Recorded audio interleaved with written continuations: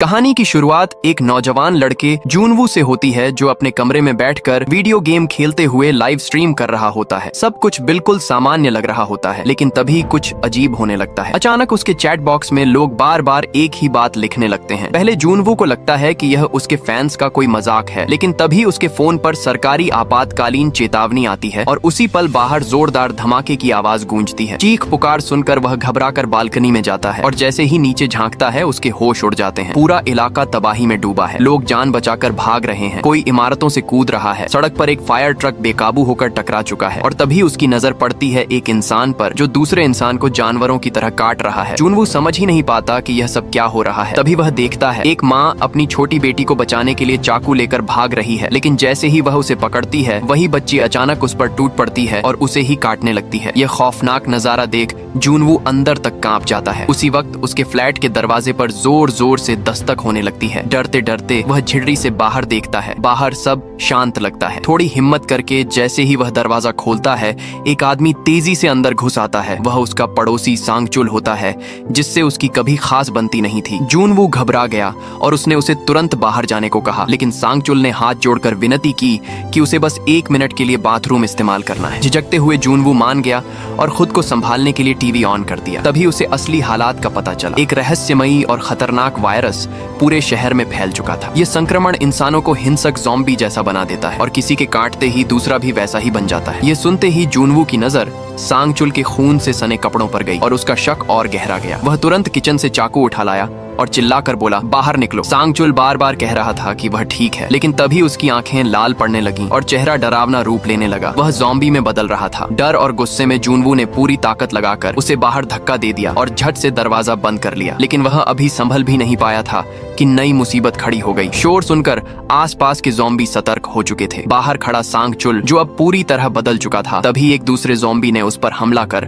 उसे बेरहमी से खत्म कर दिया। यह मंजर देखकर जूनवू की मानसिक हालत टूटने लगी। उसकी आंखों के सामने जो कुछ हुआ वह किसी डरावने दुःस्वप्न से कम नहीं था। घबराकर उसने सबसे पहले फ्रिज घसीटकर दरवाजे के सामने अड़ा दिया ताकि कोई ज़ॉम्बी अंदर न घुस सके। इसके बाद उसने कांपते हाथों से मम्मी पापा को कॉल करने की कोशिश की, बस यह जानने के लिए कि वे सुरक्षित हैं या नहीं, लेकिन किसी भी नंबर से जवाब नहीं मिला। दिल तेज धड़क रहा था। थोड़ी देर बाद उसकी माँ का छोटा सा मैसेज आया, हम अभी सुरक्षित हैं, तुम घर से बाहर मत निकलना और रेस्क्यू का इंतजार करना। यह पढ़कर जूनवू को थोड़ी राहत मिली, मगर डर अभी भी बाकी था। रात होने पर उसने घर में बचे खाने का सामान चेक किया। स्टॉक बहुत कम बचा था। उसने सबसे पहले खाने को 7 हिस्सों में बांटा ताकि कुछ दिन गुजार सके। फिर उसे ख्याल आया कि अगर रेस्क्यू आने में ज्यादा समय लग गया तो क्या होगा। ये सोचकर उसने वही खाना दोबारा 9 छोटे छोटे हिस्सों में बांट दिया। अब उसके पास बस थोड़ी सी राशन और बहुत सी उम्मीद बची थी। अगली सुबह उसने इंटरनेट ऑन किया ताकि दुनिया के हालात समझ सके। वहाँ उसे कई वीडियो दिखे। लोग मदद के लिए चीख रहे थे, गिड़गिड़ा रहे थे, जान बचाने की गुहार लगा रहे थे। यह जानकर कि वह अकेला नहीं है उसे थोड़ी तसल्ली तो मिली, मगर यह सब देखना और भी ज्यादा भयावह था। इसी से प्रेरित होकर जूनवू ने भी अपने मोबाइल से एक वीडियो रिकॉर्ड किया, एक पुकार, एक संदेश, शायद कोई उसकी आवाज सुन ले। लेकिन जैसे जैसे समय बीतता गया उसकी उम्मीदें टूटने लगीं। कुछ लोग तो लाइव स्ट्रीम करते करते ही मौत के मुंह में जाते दिखे। अब उसे समझ आ गया था कि अगर कोई बचाने वाला होता तो शायद अब तक आ चुका होता, मगर अभी तक कोई नहीं आया। तभी उसकी नजर कमरे में पड़े छोटे से ड्रोन पर गई और उसके दिमाग में एक विचार चमका। उसने तुरंत अपना मोबाइल ड्रोन से कनेक्ट किया और उसे अपार्टमेंट के बाहर भेज दिया ताकि आसपास की स्थिति देख सके। ड्रोन के कैमरे से जो दृश्य दिखे वे बेहद खौफनाक थे। पूरी बिल्डिंग और कॉलोनी किसी युद्ध भूमि जैसी लग रही थी। हर तरफ खून, चीखें और सिर्फ ज़ॉम्बी ही ज़ॉम्बी। एक भी सामान्य इंसान नजर नहीं आ रहा था। ऐसा लग रहा था मानो अब कोई उम्मीद बाकी ही नहीं रही। थककर और टूटकर खुद को सामान्य करने के लिए जूनवू ने फिर वही वीडियो गेम चालू करने की कोशिश की जो वह पहले खेल रहा था। लेकिन जैसे ही उसने लॉग इन करने की कोशिश की स्क्रीन पर सर्वर डिस्कनेक्टेड लिखा आ गया। लगता था इंटरनेट भी अब जवाब दे रहा है। शायद बाहर फैले ज़ॉम्बी हमलों ने नेटवर्क और सर्वर सिस्टम तक को ठप कर दिया था। गेम नहीं चला, वीडियो भी नहीं खुले, तो जूनवू ने सोचा थोड़ा सो लिया जाए। रात करीब 2:30 बजे अचानक नीचे से आती अजीब सी आवाजों ने उसकी नींद तोड़ दी। बेचैनी और जिज्ञासा के साथ वह खिड़की के पास गया और नीचे झांक कर देखने लगा। तभी उसके कान के पास से एक गोली सनसनाती हुई गुजरी। वह पल भर को सहम गया, मगर अगले ही क्षण जो उसने देखा वह और भी चौंकाने वाला था। नीचे एक महिला पुलिस अफसर अकेले ही ज़ॉम्बी के झुंड से भिड़ी हुई थी। वह बेहद बहादुरी से बिना डरे एक एक गोली चलाकर ज़ॉम्बी को गिरा रही थी, मगर हर फायर की आवाज और ज़ॉम्बी को उसकी ओर खींच रही थी। कुछ ही पलों में उसकी राइफल की गोलियां खत्म हो गईं। जैसे ही उसने रीलोड करने की कोशिश की, एक ज़ॉम्बी ने झपट कर उसे जमीन पर गिरा दिया। अब वह चारों तरफ से घिर चुकी थी। कई ज़ॉम्बी उस पर टूट पड़े थे। हार मानकर उसने कांपते हाथों से अपनी गन उठाई और उसे अपने सिर पर रख लिया। शायद खुद को खत्म करने का फैसला कर चुकी थी, मगर उसे यह मौका भी नहीं मिला। दो ज़ॉम्बी ने उसके हाथ पकड़ लिए और उसे घसीटते हुए बिल्डिंग की पार्किंग की ओर ले गए, जहां पहले से ही और भी ज़ॉम्बी घात लगाए मौजूद थे। यह मंजर देखकर जुनवू की आंखें नम हो गईं। वह यह सब बस खामोशी से खड़े होकर नहीं देख सकता था। उसने पूरी ताकत से चिल्लाना शुरू कर दिया, सिर्फ इसलिए कि ज़ॉम्बी उस औरत से ध्यान हटाकर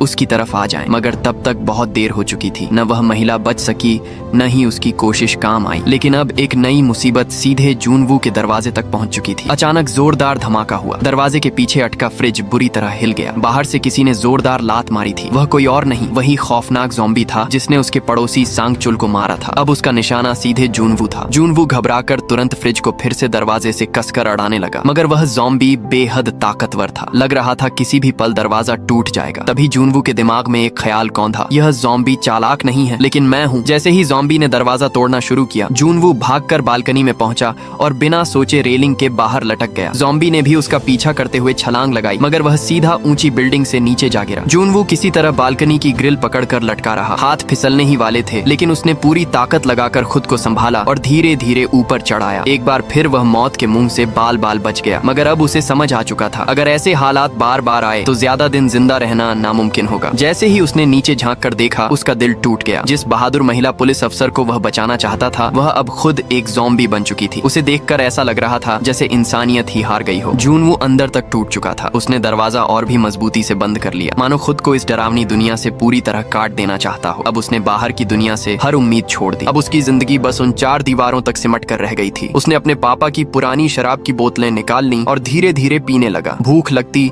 तो इंस्टेंट नूडल्स बना लेता, थक जाता तो सो जाता, और जब दिल भर आता तो चुपचाप रो लेता। एक डरावना सन्नाटा अब उसकी दिनचर्या बन चुका था। लेकिन यह खामोशी ज्यादा दिन टिक नहीं सकी। धीरे धीरे खाने पीने का सामान भी खत्म होने लगा। हालात अब पहले से भी ज्यादा खराब हो चुके थे। उसे महसूस होने लगा कि शायद उसका अंत करीब है। तभी किस्मत ने आखिरी बार दरवाजा खटखटाया। उसके मोबाइल पर माँ का एक वॉइस मैसेज आया। उम्मीद की हल्की सी किरण जगी, मगर नेटवर्क बेहद कमजोर था। मैसेज चल ही नहीं रहा था। जुनवू ने बड़ा जोखिम उठाया। वह अपार्टमेंट की खिड़की से बाहर चढ़ गया ताकि फोन में सिग्नल मिल सके। जैसे तैसे नेटवर्क आया और मैसेज चल पड़ा, लेकिन जो उसने सुना उसने उसकी रूह तक हिला दी। उस रिकॉर्डिंग में उसकी माँ पापा की दर्द भरी चीखें थीं। उन पर ज़ॉम्बी हमला कर चुके थे। जुनवू बस सुनता रह गया, बेबस, लाचार। अब उसके पास कोई नहीं बचा था। माता पिता की मौत की खबर ने उसे अंदर से तोड़ दिया। उसे लगा अब जीने का कोई अर्थ नहीं रहा, मगर हार मानने के बजाय उसने अपने भीतर भरा दर्द बाहर निकालने का फैसला किया। गुस्से और शोक से भरा वह दरवाजा खोलकर बाहर निकला और सामने दिखे एक ज़ॉम्बी पर टूट पड़ा। उसने जानबूझकर जोर जोर से शोर मचाया ताकि और ज़ॉम्बी उसकी ओर आकर्षित हों। लेकिन जब तुरंत कोई प्रतिक्रिया नहीं हुई तो वह सहमते हुए एक कदम और आगे बढ़ा। जैसे ही वह बाहर आया, सामने से ज़ॉम्बी का विशाल झुंड उसकी ओर दौड़ पड़ा। जुनवू तैयार तो था, पर भीतर से डरा हुआ। वह पागलों की तरह भागने लगा। चारों तरफ बस मौत का साया उसका पीछा कर रहा था। उसने तुरंत लिफ्ट का बटन दबाया, लेकिन तभी एक और विशाल ज़ॉम्बी झुंड उसकी ओर टूट पड़ा। किसी तरह वह पास पड़े एक कचरे के डिब्बे के पीछे छिप गया और सांस रोके बैठा रहा। ज़ॉम्बी उसके बिल्कुल पास से गुजर गए, मानो उसे देख ही न पाए हों। मौका मिलते ही वह झट से अपने अपार्टमेंट की तरफ भागा। तभी पीछे से किसी के कदमों की आवाज सुनाई दी। राहत की बात यह थी कि जो ज़ॉम्बी उसका पीछा कर रहा था वह अंधा था। वह जुनवू को देख नहीं पा रहा था। जुनवू ने बिना वक्त गंवाए फ्लैट का दरवाजा खोला और खुद को अंदर बंद कर लिया, मगर उसकी हल्की सी आहट भी अब ज़ॉम्बी को आकर्षित करने लगी थी। हैरानी की बात यह थी कि कुछ ज़ॉम्बी के भीतर अब भी इंसान होने की धुंधली यादें बची थीं। वे दरवाजे का हैंडल पकड़कर उसे खोलने की कोशिश करने लगे, जैसे कोई पुरानी आदत अब भी बाकी हो। लेकिन कुछ देर बाद थक कर वे वहाँ से हट गए। उस रात जुनवू ने मान लिया था कि उसका सफर अब यहीं खत्म है। माता पिता की मौत, अकेलापन, भूख और डर, इन सब ने उसे अंदर से पूरी तरह तोड़ दिया था। उसने खुद से हार मान ली और जब उम्मीद की आखिरी चिंगारी भी बुझ गई, उसने मोबाइल कैमरे के सामने एक अंतिम वीडियो रिकॉर्ड किया, दुनिया को और खुद को अलविदा कहने के लिए। लेकिन जैसे ही वह खुद को खत्म करने वाला था, उसी क्षण उसकी खिड़की के पार एक चमकती लाल रोशनी दिखी। वह रोशनी सामने वाली इमारत से आ रही थी। जूनवू अचानक रुक गया। उसकी नजरें उस रोशनी पर टिक गईं और तभी उसे वहाँ एक लड़की दिखाई दी, जवान, सतर्क और जिंदा। उसने लाल टॉर्च से इशारा किया, जूनवू की तरफ देखा और होठों से सिर्फ एक शब्द कहा, इडियट। लेकिन ये गाली जूनवू को किसी तोहफे से कम नहीं लगी। इतनी तबाही के बीच किसी जीवित इंसान का मिलना उसे फिर से जिंदगी की ओर खींच लाया। उसने भी हल्की मुस्कान के साथ उसकी तरफ हाथ हिलाया। कुछ देर बाद लड़की ने हाथ के इशारे से बताया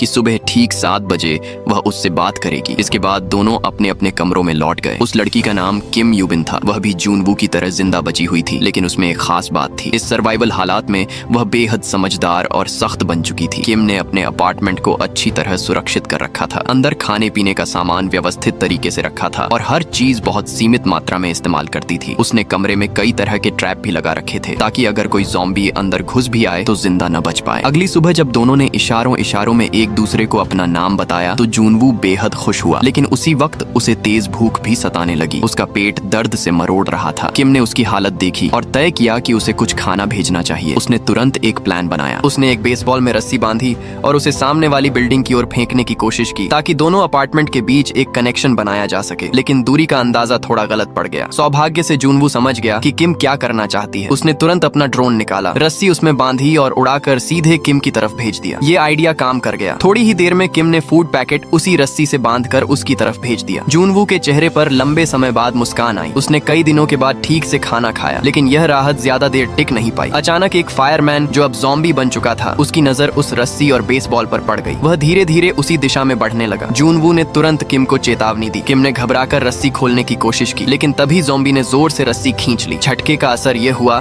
कि किम के ऊपर एक भारी टेबल आ गिरी और वह बेहोश हो गई। अब स्थिति और खतरनाक हो चुकी थी। वह ज़ॉम्बी किसी साधारण ज़ॉम्बी जैसा नहीं था। उसमें इंसानी सोच की कुछ क्षमता अब भी बची हुई थी। वह सीधे बिल्डिंग की दीवार पर चढ़ने लगा और किम के कमरे की ओर बढ़ने लगा। जूनवू ने पास पड़ी एक बोतल उठाई और ज़ॉम्बी की तरफ फेंकी ताकि उसका ध्यान भटके, लेकिन उस पर कोई असर नहीं हुआ। वह रुकने वाला नहीं था। आखिरी कोशिश के तौर पर जूनवू ने फिर से अपना ड्रोन उड़ाया। इस बार ड्रोन ज़ॉम्बी के चेहरे के आसपास मंडराने लगा और उसे परेशान करने लगा। यह चाल कुछ पल के लिए काम कर गई, लेकिन ज़ॉम्बी ने गुस्से में ड्रोन पर जोरदार वार किया और वह नीचे गिर गया। जैसे ही ज़ॉम्बी किम के कमरे में घुसने ही वाला था, सौभाग्य से किम को होश आ गया। वह तुरंत उठी और खुद को बचा लिया। उसी शाम तेज बारिश शुरू हो गई। दोनों ने इस मौके का फायदा उठाया। उन्होंने बर्तन और कटोरे बाहर रख दिए ताकि बारिश का पानी इकट्ठा कर सकें। इतने दिनों बाद उन्हें पानी की भी उम्मीद दिखी। फिर किम ने अपनी दूरबीन से देखा और एक दिलचस्प बात नोटिस की। पास की एक बिल्डिंग के 8वें फ्लोर पर कोई ज़ॉम्बी नजर नहीं आ रहा था। शायद वहाँ कुछ खास था या शायद कोई मौका। समय तेजी से गुजर रहा था। उनके पास बचा खुचा खाना अब लगभग खत्म हो चुका था। हालात ऐसे बन गए थे कि अगर जिंदा रहना है तो अब अपार्टमेंट से बाहर निकलकर खाने का इंतजाम करना ही पड़ेगा। डर अपनी जगह था, लेकिन भूख अब जानलेवा बन चुकी थी। उस रात जूनवू ने तय कर लिया कि अब वह खुद बाहर जाकर खाने का इंतजाम करेगा। उसने अपने पैरों पर तौलिया लपेट लिया ताकि चलते समय आवाज न हो। हाथ में बेसबॉल बैट लिया और धीरे से दरवाजा खोला। बाहर का गलियारा पूरी तरह शांत और डरावना था। आगे बढ़ते हुए उसकी नजर एक लाश पर पड़ी। वह उसके ही किसी पड़ोसी की थी। पास में कुछ चाबियां गिरी थीं। जूनवू ने चाबियां उठाई और पास वाले फ्लैट का दरवाजा खोल लिया। अंदर जाते ही उसने देखा एक आदमी फर्श पर पड़ा था। उसने सावधानी से एक जूता उठाकर उसकी ओर फेंका। कोई हलचल नहीं हुई। लग रहा था वह मर चुका है। थोड़ी राहत के साथ जूनवू ने पूरे घर की तलाशी शुरू की। फ्रिज खोलते ही सड़ी बदबू से उसे उल्टी आ गई, लेकिन राहत की बात यह थी कि कुछ डिब्बा बंद खाना और ड्रिंक्स अब भी सही हालत में थे। उसने तुरंत उन्हें अपने बैग में भर लिया। वापस निकलते समय उसे और खाने के पैकेट मिले और 2 वॉकी टॉकी भी मिल गए, लेकिन यहीं उससे गलती हो गई। जिज्ञासा में उसने फर्श पर पड़ी लाश को करीब से देखने की कोशिश की और उसी क्षण पीछे से एक ज़ॉम्बी उस पर झपट पड़ा। जूनवू ने फुर्ती से वहीं पड़ी लाश को ढाल बना लिया। वार उसी पर लगा और मौका मिलते ही वह बिना पीछे देखे दौड़ पड़ा। भागते भागते अपने फ्लैट तक पहुंचा और जोर से दरवाजा बंद कर लिया। दिल तेज धड़क रहा था, लेकिन वह बच चुका था। उस रात जूनवू ने कई दिनों बाद पेट भरकर और सुकून से खाना खाया। फिर उसने एक बॉक्स में आधा खाना और एक वॉकी टॉकी रखा, रस्सी से बांधा और किम की बिल्डिंग की ओर भेज दिया। अगली सुबह वॉकी टॉकी से किम की मीठी आवाज सुनाई दी। शुक्रिया। जूनवू के लिए यह पल बेहद भावुक था। इतने दिनों बाद किसी इंसानी आवाज को सुनना जूनवू के लिए जैसे उम्मीद की वापसी था। अब वह और किम रोज वॉकी टॉकी पर बातें करने लगे। इस उजड़ी हुई दुनिया में उनकी दोस्ती ही एक नई रोशनी बन चुकी थी। बातों बातों में वे कभी हंसते, कभी डर साझा करते, लेकिन एक दूसरे का साथ ही उन्हें जिंदा रहने की ताकत दे रहा था। एक शाम जब दोनों आराम से बात कर रहे थे, तभी अचानक एक अजीब सी आवाज गूंजने लगी, जैसे बाहर तेज बारिश हो रही हो। पानी इकट्ठा करने की उम्मीद में जूनवू तुरंत खिड़की की ओर दौड़ा, लेकिन जैसे ही उसने बाहर झांका,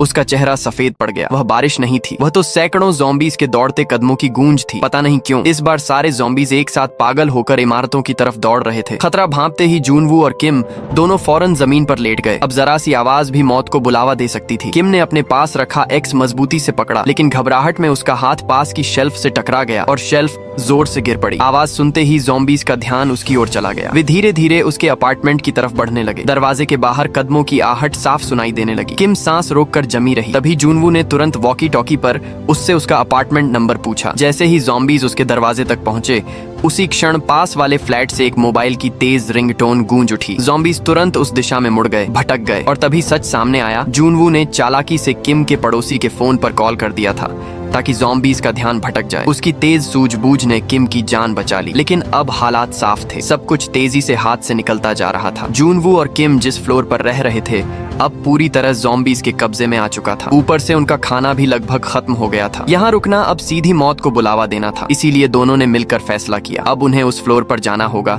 जिसे किम पहले ही ज़ॉम्बी फ्री स्काउट कर चुकी थी। किम ने अपने अपार्टमेंट से एक मजबूत रस्सी नीचे की ओर बांधी। जूनवू ने कहा कि वह पहले जाएगा, लेकिन किम ने उसकी एक न सुनी। बिना झिझक वह सीधे अपने अपार्टमेंट से छलांग लगाकर नीचे उतर गई। जैसे ही वह जमीन पर पहुंची, चारों तरफ से ज़ॉम्बीज उस पर टूट पड़े, मगर किम तैयार थी। उसने तुरंत अपनी क्लाइंबिंग पिक निकाली और ज़ॉम्बीज को चीरती हुई रास्ता बनाने लगी। ऊपर से यह सब देख जूनवू दंग रह गया, लेकिन अगले ही पल एक ज़ॉम्बी ने पीछे से किम को धक्का दे दिया और वह जमीन पर गिर पड़ी। ये देखते ही जूनवू भी तुरंत नीचे कूद आया और उस ज़ॉम्बी पर जोरदार वार कर दिया। उसने किम को खींचकर सीढ़ियों के रास्ते अंदर घसीटा और दोनों ने मिलकर कांच का दरवाजा बंद कर दिया। ज़ॉम्बीज का झुंड ठीक पीछे था। दरवाजा किसी भी पल टूट सकता था। समय गंवाने का मौका नहीं था। दोनों तुरंत लिफ्ट में कूद गए। किस्मत से लिफ्ट की बैकअप पावर अभी भी चालू थी। लिफ्ट उन्हें सीधे उस 8वें फ्लोर पर ले गई जिसे उन्होंने पहले ही सुरक्षित मान लिया था। वहाँ खतरा कम था, लेकिन पूरी तरह खत्म नहीं। फ्लोर पर पहुंचते ही दोनों ने तेजी से हर दरवाजा चेक करना शुरू किया ताकि कोई सेफ रूम मिल सके। तभी बरामदे में उन्हें एक अकेला ज़ॉम्बी दिखाई दिया। जूनवू ने सोचा इसे आसानी से खत्म किया जा सकता है। वह आगे बढ़ा ही था कि अचानक स्टेयरवेल का दरवाजा जोर से खुला और पूरी ज़ॉम्बी भीड़ अंदर घुस आई। अब हालात पूरी तरह बेकाबू हो चुके थे। किम बेतहाशा दरवाजे खोलकर सेफ रूम ढूंढने लगी, जबकि जूनवू पास का एक भारी गेट तोड़कर ज़ॉम्बीज का रास्ता रोकने की कोशिश करने लगा। तभी अचानक एक दरवाजा खुला और अंदर से एक हाथ बाहर आया जिसने किम को झटके से अंदर खींच लिया। उसी पल हॉलवे में एक स्मोक ग्रेनेड गिरा और धुआं फैल गया। धुएं के बीच से एक रहस्यमय आदमी निकला और उसने जूनवू को भी पकड़कर अंदर खींच लिया। दरवाजा बंद होते ही दोनों फिलहाल सुरक्षित थे, लेकिन किम तुरंत सतर्क हो गई क्योंकि उसे याद था कि यह पूरा फ्लोर खाली था। तो यह आदमी यहाँ कैसे? आदमी पानी लेकर आया और बोला, घबराओ मत, मैं तुम्हारी हालत समझ सकता हूँ। वह खुद भी थका हुआ लग रहा था। उसने पानी एक ही घूंट में पी लिया।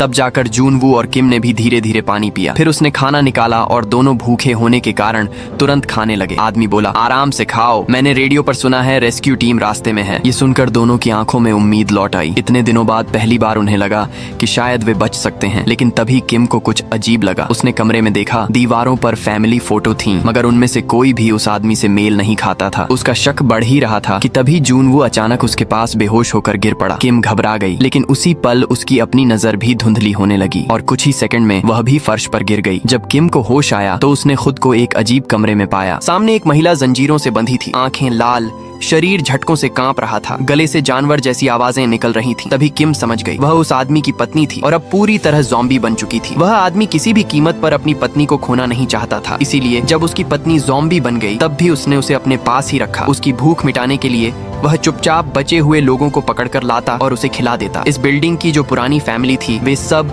अब उस खौफनाक भूख का हिस्सा बन चुकी थी। किम के सामने अब असली खतरा था, सिर्फ ज़ॉम्बीज नहीं बल्कि इंसानी पागलपन। वह आदमी धीरे धीरे रस्सी ढीली करने लगा जिससे उसकी ज़ॉम्बी पत्नी बंधी थी। किम चीख उठी, लेकिन भागने की कोई जगह नहीं थी। डर से कांपती हुई वह पीछे हटने लगी। उसी पल जूनवू की भी आंख खुल गई। हालात समझते ही वह लड़खड़ाते हुए उठा और बंदूक उस आदमी पर तान दी, मगर वह आदमी बिल्कुल शांत खड़ा था, मानो सब कुछ पहले ही हार चुका हो। उसकी आंखों में सिर्फ थकावट और टूटा हुआ प्यार था। जूनवू आगे बढ़ा और रस्सी पकड़ने की कोशिश की, लेकिन ज़ॉम्बी की ताकत इंसानी पकड़ से कहीं ज्यादा थी। रस्सी उसके हाथ से फिसल गई और खतरा सीधा उन पर टूट पड़ा। वह दरवाजे की तरफ भागा, लेकिन दरवाजा अंदर से लॉक था। अगले ही पल कमरे में एक दिल दहला देने वाली चीख गूंजी और फिर एकदम सन्नाटा छा गया। किम ने आखिरी पल में होशियारी दिखाई थी। उसने ज़ॉम्बी के मुंह पर तकिया कसकर दबा दिया और खुद को बचा लिया। लेकिन वह आदमी अब भी अपनी ज़ॉम्बी पत्नी को उसी प्यार से देख रहा था जैसे वह अब भी इंसान हो। ये दृश्य किम से सहा नहीं गया। उसने बंदूक उठाई और दोनों को वहीं खत्म कर दिया। पर उस एक गोली की आवाज ने पूरी इमारत के हर ज़ॉम्बी को जगा दिया। चारों तरफ से दरवाजों पर वार होने लगे, दीवारें कांपने लगीं, राक्षसी भीड़ पास आ रही थी। अब उनके पास सिर्फ दो रास्ते थे, लड़ो या मरने के लिए तैयार हो जाओ। किम और जूनवू ने एक दूसरे की तरफ देखा, हल्की सी मुस्कान दी और हथियार उठा लिए। मगर तभी अचानक आसमान में गूंजती एक तेज आवाज सुनाई दी, हेलीकॉप्टर की। दोनों भागकर खिड़की तक पहुंचे